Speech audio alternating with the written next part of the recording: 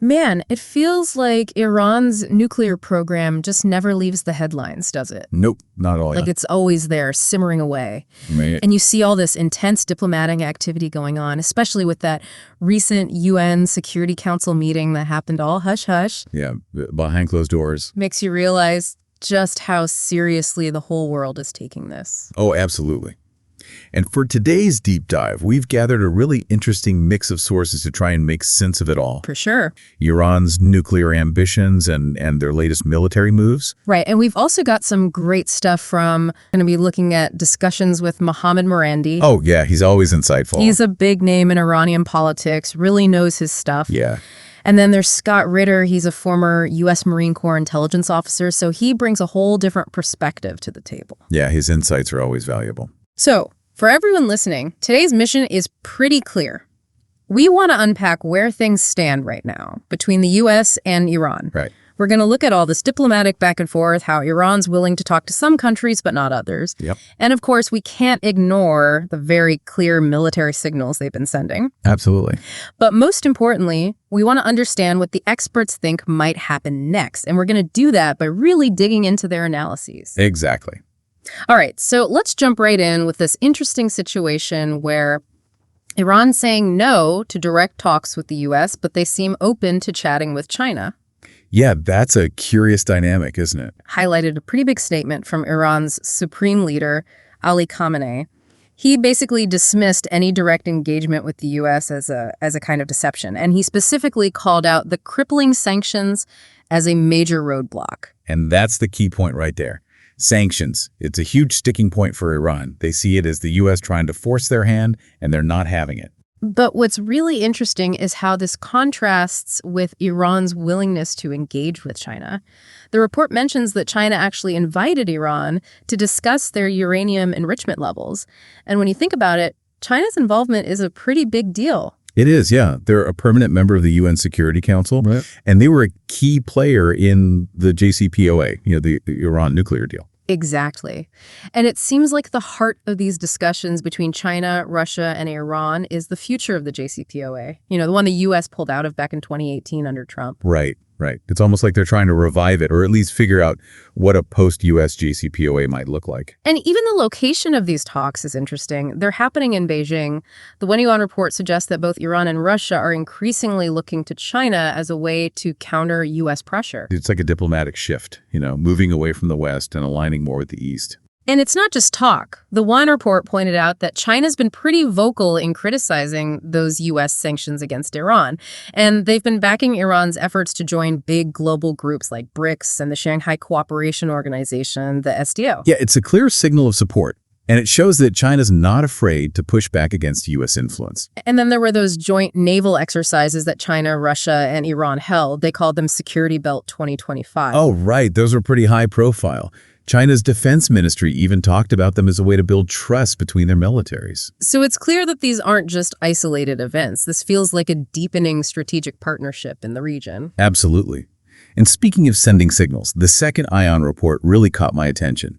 It was all about Iran flexing its military muscle.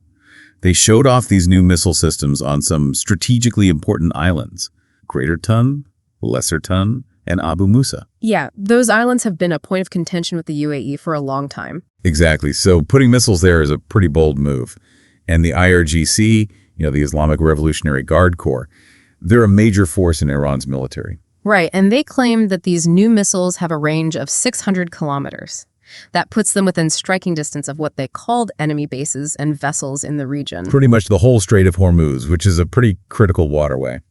It's hard not to connect this with those naval drills they did with Russia and China in that same area. It feels like a very deliberate show of force. It does, doesn't it? Like they're saying, we're here and we're not afraid to use these things. And the timing of all this is key. This is happening as tensions in the region are rising, and the YN report even mentioned those frosty ties with the United States. It's a show of strength, but it's also a message. They're saying, don't underestimate us. And then we add another layer of complexity with the mixed signals coming from former President Trump. The WIN report mentioned a letter he sent to Iran's supreme leader about their nuclear program.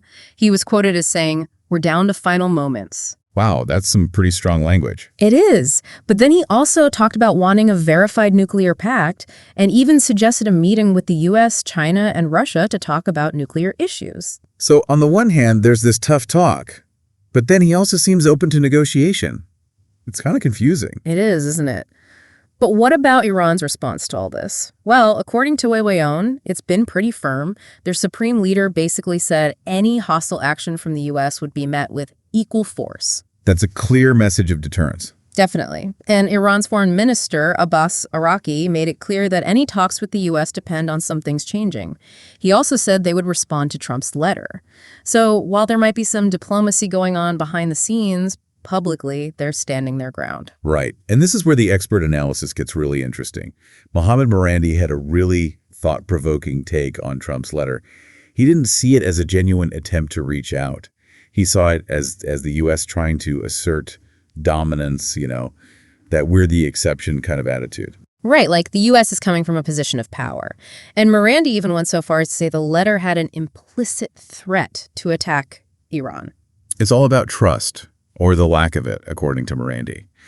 He sees the U.S. as an unreliable partner.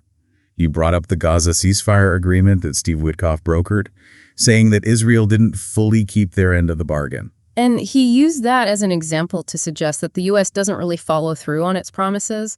He even brought up the situation with Ukraine, saying it further eroded trust in the U.S. Right, and he made this really strong point about how even a small amount of trust is absolutely essential for any kind of meaningful negotiation to happen. And he argued that, especially under Trump, the U.S. has shown time and again that it can't be trusted.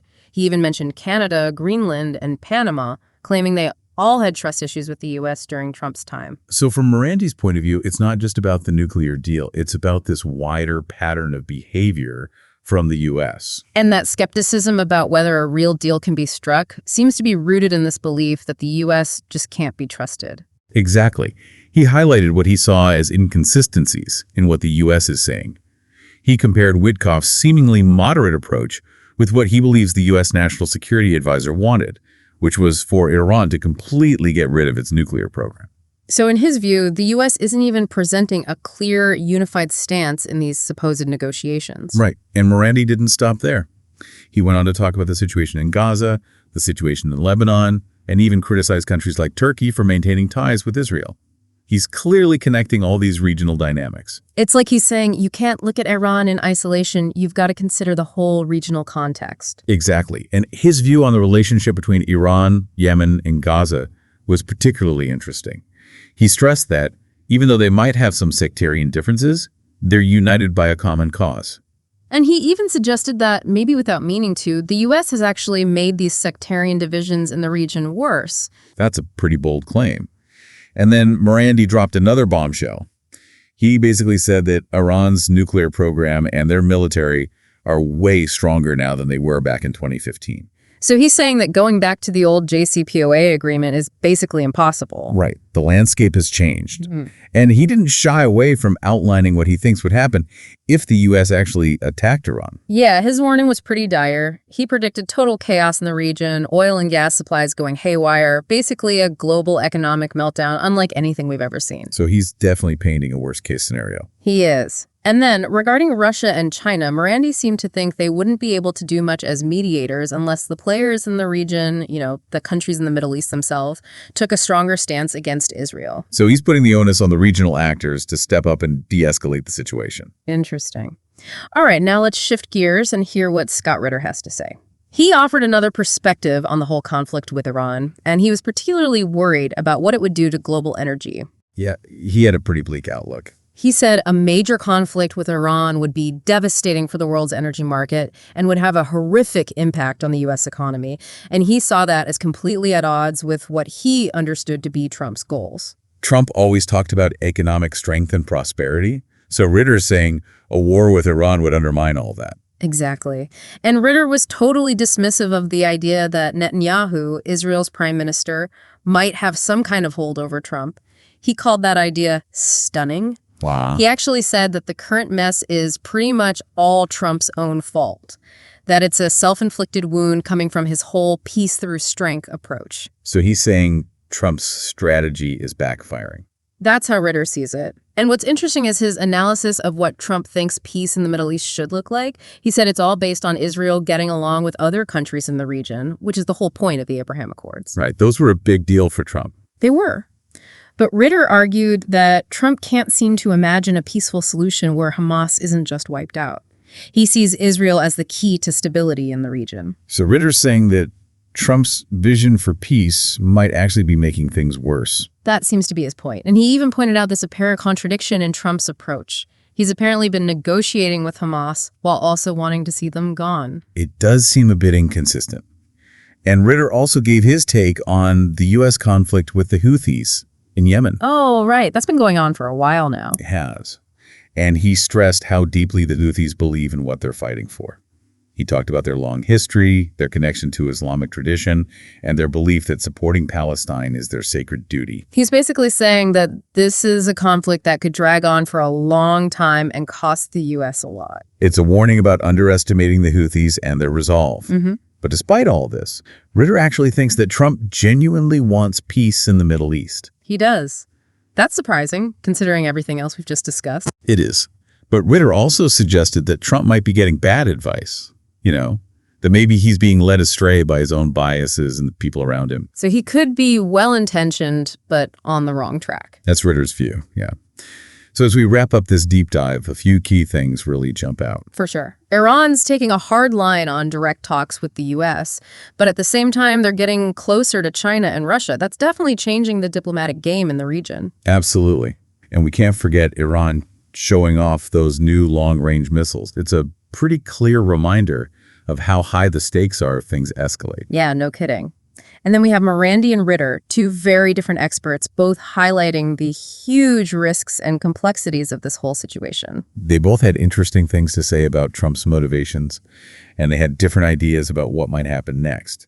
It's fascinating how differently they viewed that peace through strength idea. Right. Marandi saw it as aggression rooted in a history of mistrust, while Ritter thought it was well-meaning but misguided, driven by this vision of Israel at the center of regional stability. It really shows you how hard it is to figure out what people's real intentions are and what might happen in a situation like this. It does. So for everyone listening, we'll leave you with this. Given all these different perspectives and the very real dangers involved, what are some things we haven't even thought of that could shape the future of U.S.-Iran relations and the stability of the Middle East? What about the role of other countries, the ones we haven't really talked about today? Yeah, there are always other players in the background. And as you think about all this, maybe it's worth digging deeper into the history of those JCPOA negotiations, or really understanding the importance of the Strait of Hormuz. It's a complex situation with a lot to unpack. It is. And it's something we all need to pay attention to.